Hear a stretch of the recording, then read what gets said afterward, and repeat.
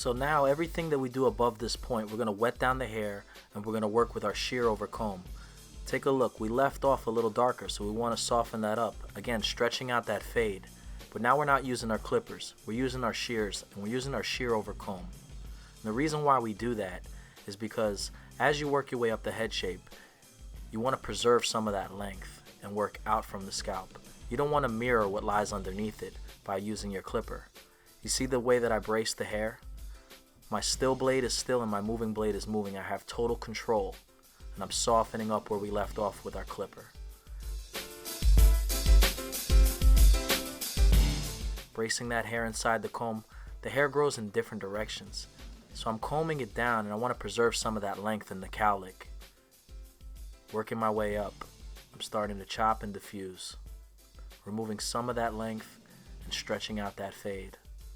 The hair grows in different directions, so my tools are going in those directions and cutting against it. I'm floating out as I work my tool. I have total control in my shear. And I just want to soften up that darker area. And we're going overhand cutting now. We switch out. Cutting from floor to ceiling, I'm going to use my shorter length 6-inch scissor. I have maximum tension. I'm stretching out that hair and I'm cutting from where I left off and expanding it. When I lay this back with the comb over style, it's going to sit right where I want it. I'm cutting it right off that edge.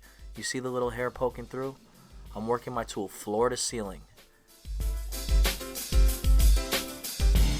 It's a traveling guide.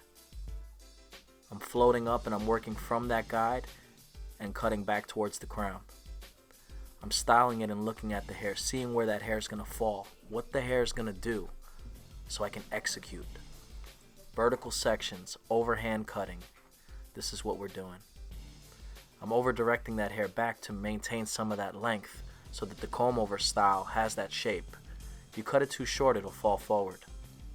Take a look, I have a little excess.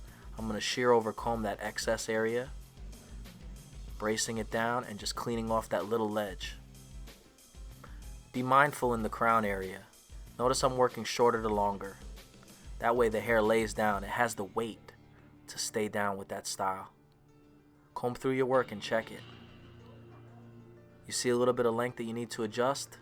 Work your way and creep from that shorter point all the way to the front hairline, which is going to be our longest point.